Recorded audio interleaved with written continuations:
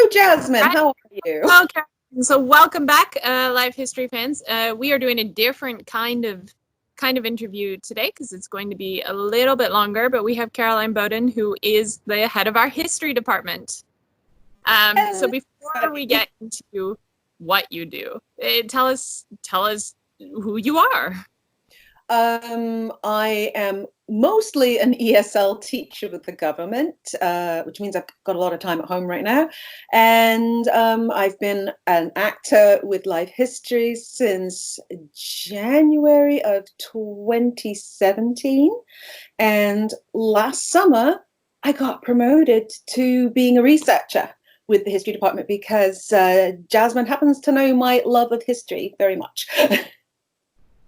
And yeah, we knew your love of history. And we also noticed that on every show you were working on, you were already the historic expert.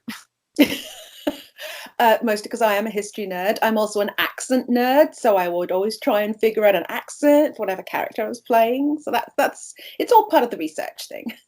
So tell me about your background, your training. I have a background in theatre, in English literature, in journalism, and teaching English as a second language. So it's all about research, communication, teaching. It's all show and tell, if you like. And tell me, because probably people are listening right now and they're like, oh, she's not from Canada. So tell me about your background kind of growing up in England, working on the stage there, doing some plays. I didn't actually work on the stage in the UK. We came to Canada because my dad got a job with the government. And I suppose I've worked on the stage at Conway Castle with you. and at Seaton in Devon, but again, that was with you. But otherwise, it's all been here in Canada, particularly in Ottawa, and working with the Haunted Walk of Ottawa, which is, of course, is where I met you. So it's a wonderful place, especially if you enjoy telling stories, which, of course, we love to do at Live History. So I look at what I did at Haunted Walk as good practice for what I do with you guys.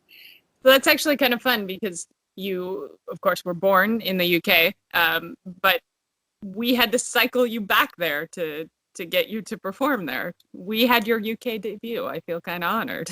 Yes, you did. And I still remember your comment you made when we were at Conway. You said, you are the only person who actually speaks with this accent, and yet you are Spanish. And I was like, but Queen Eleanor of Castile was Spanish. So it was a bit of an ironic moment there. So tell me about, so we promoted you to the head of the history department because that fit your skill set perfectly. So tell me about the history department. What do we have you do? Obviously at Live History, local history is a big part of our job. So why do we need you? Well, I am there as the background expert to help Jeremy and to help all of the actors find out who their characters are, what the time era that they're living in is all about, living in terms of their show, find out about the venue they're going to be in, because very often, we're at the venue the day of or the day before we actually do a show. So it's very deep immersion immediately. But if you've got that history, that background knowledge already, it just helps you settle into the place, settle into your character that much better. So I could be asked to find somebody to suit a particular show. That we need a female who's not married to so-and-so. It's like, okay, I will see what I can do. Fashions of the time, etiquette of the time, how did people address one another? The history of the venue, the biographies of the people that you're playing. So there's, how to get two people in the same room, even though maybe they been, figure out a way of doing it. Yeah. And that is, I mean, it sounds very tricky, but it's even more tricky than it sounds sometimes. It's very easy to fall down the internet rabbit hole when you're doing research, because then you go on one track and you really fall in love with it, and then you say to me, no, I don't think we're going to do that. It's like, okay, let's start over again. So you've had to research some pretty interesting people, and what we try to specialize with here is we don't necessarily want to tell the stories that are mainstream that everyone knows. We're looking for those everyday stories that are in danger of being forgotten. So I think in a way, does that make your job harder? Yes. Particularly because so many people, if they're not royalty or aristocracy or famous or infamous for whatever reason, very often they are erased from history. And I've found this particularly when we're looking at women or people who are identified as in belonging to a particular to any minority group. Then you've got to sort of widen your search and try to find, all right, what was happening to these people in this group at this time in history.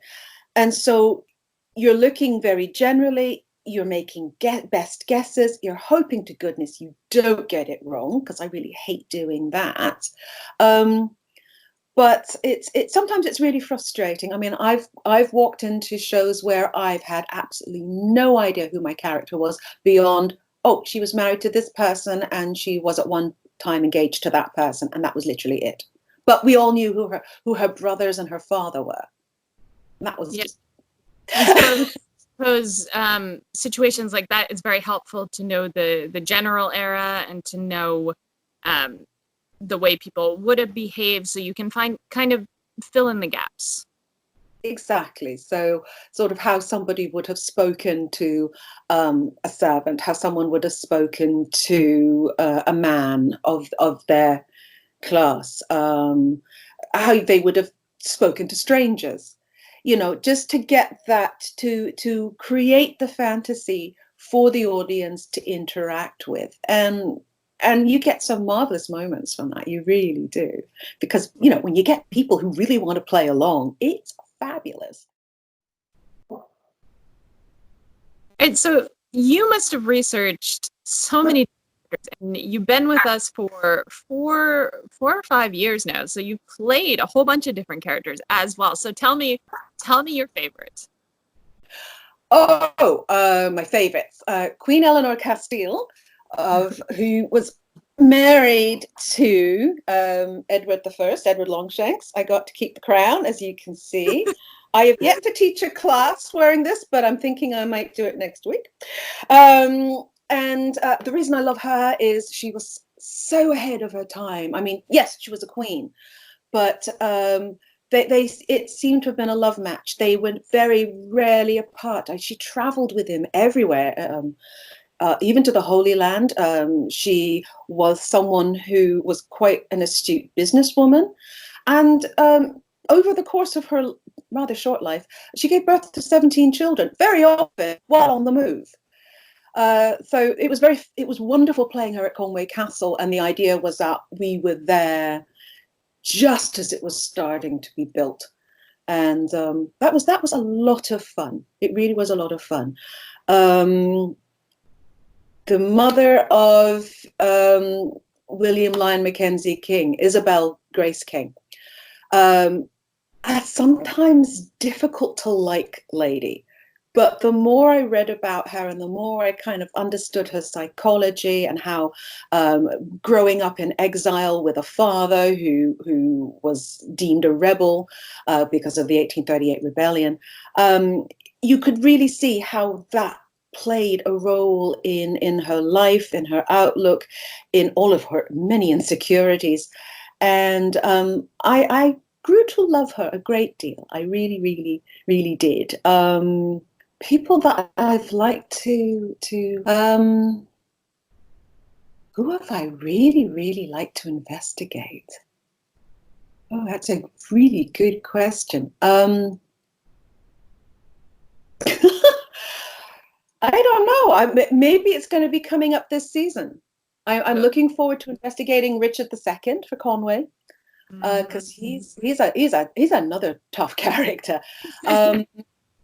Yeah, I have. I mean, maybe it just sounds really selfish, but I've really loved the people that I've had to investigate for myself.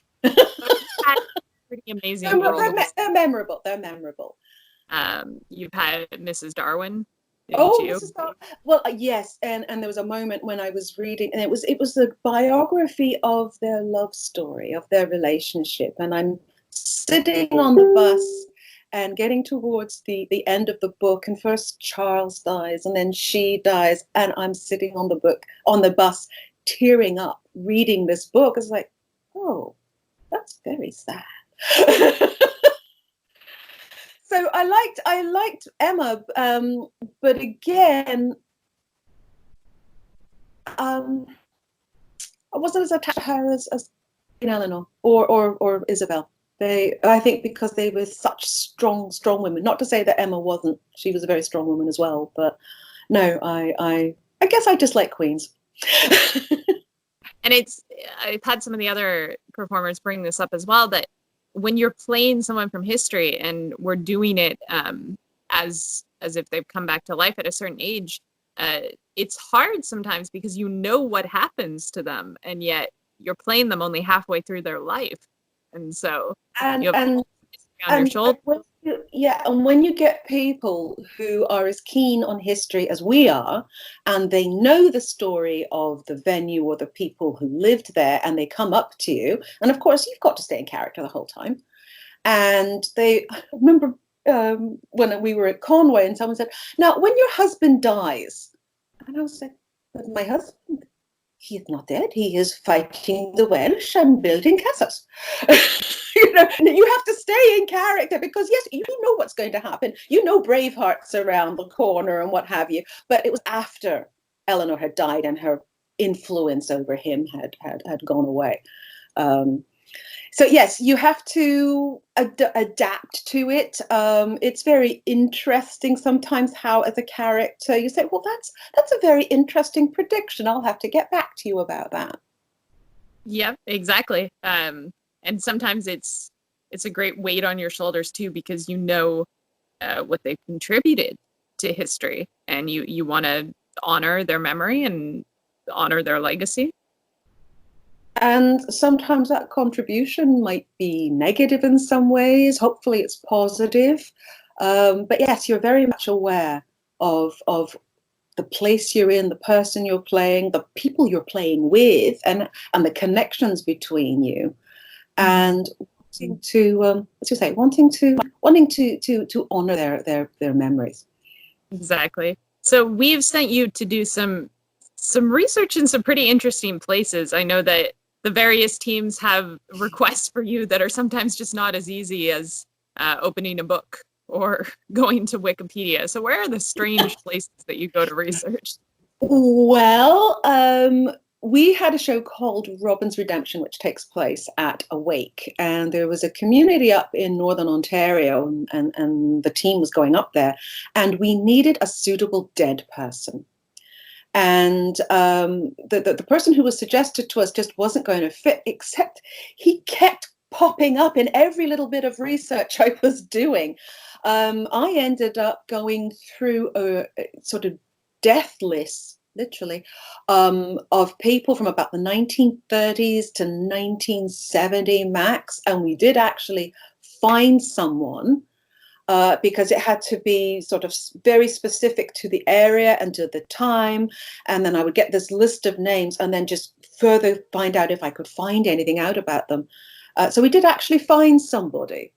When we were doing the Halls of Ivy quizzes in the schools, I mean, that for me was fascinating, because not only did we do it in Canada, but we did it in the UK, we did it in New Zealand.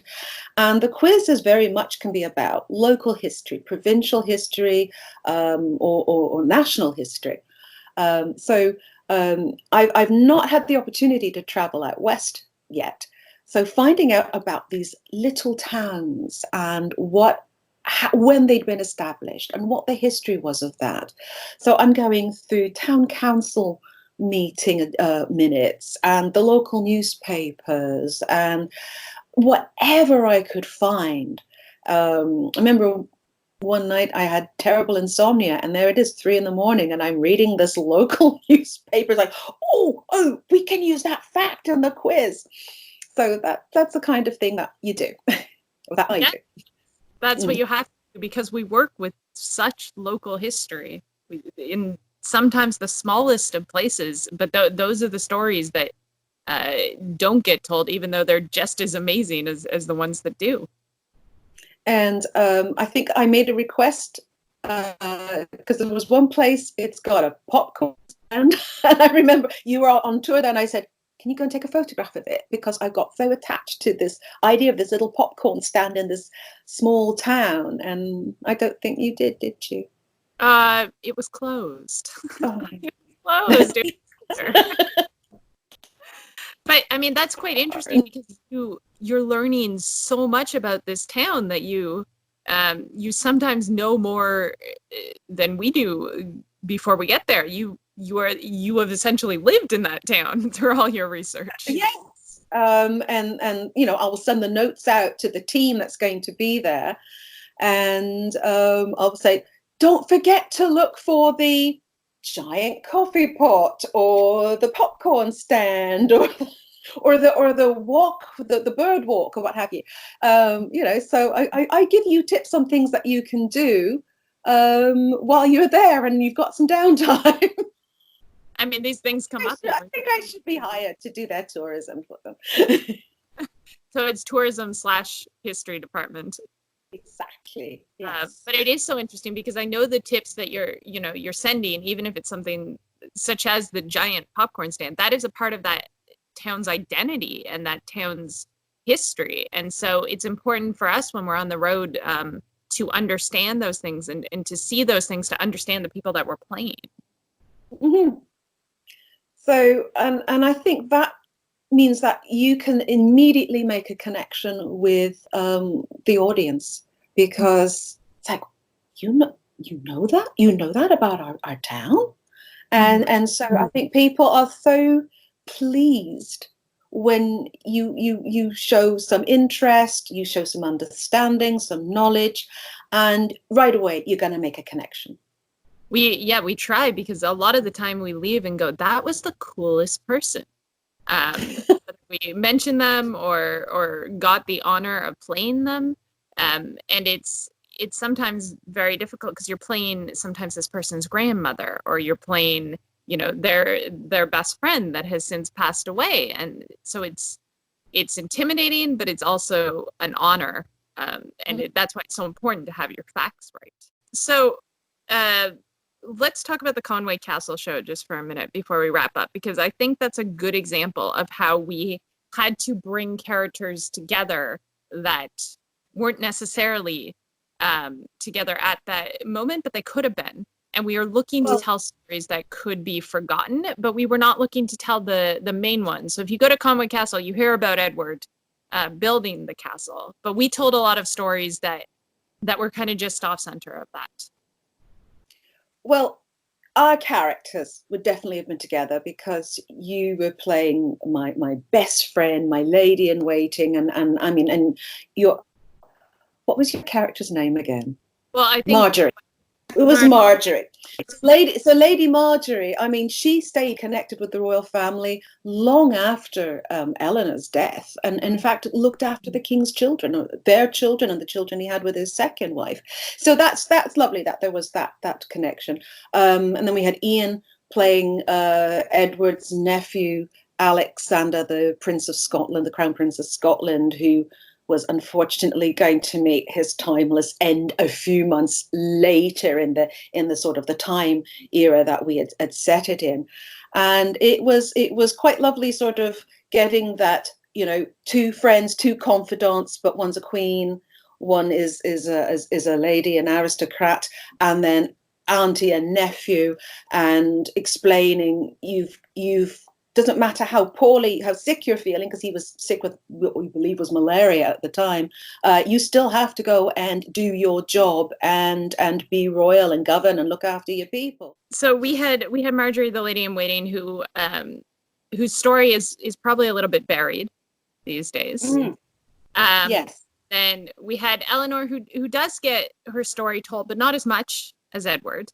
And then we have Alexander, who I think people don't realize they're telling his story. Everyone's seen the movie Braveheart, but they don't realize that this 20-year-old prince was had a whole life before then, and ends up being the reason Braveheart existed. Yes.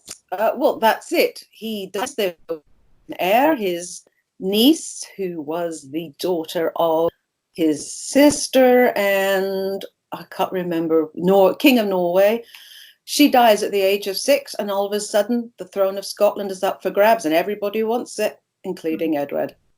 So that's why Braveheart happened. That's why Mel Gibson. It's an awesome show.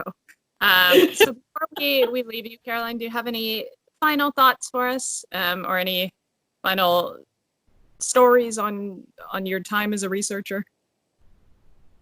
Or any advice to people? Advice? Keep an open mind. Although we try not to go down the rabbit hole, sometimes you need to go a little bit sideways to find things, and sometimes even the most obscure fact can actually be pure gold if you can build enough of a story around it. That is good advice. Luckily, you rein me in. Somehow, when I tell you to research 1850s in Canada, and somehow you end up in ancient Egypt 6 hours later. That's never happened. Don't know what you're talking about. All right. Well, thank you so much for taking the time to talk to us today. And we are hosting these live workshops this weekend. By the time the video goes up, they should still be happening. I'm hoping to get it up quick. So they are on the 21st and 22nd at 2 p.m. Eastern Standard Time on Facebook and Instagram. And we have something in the works for next weekend as well, which I'm sure we will be announcing soon.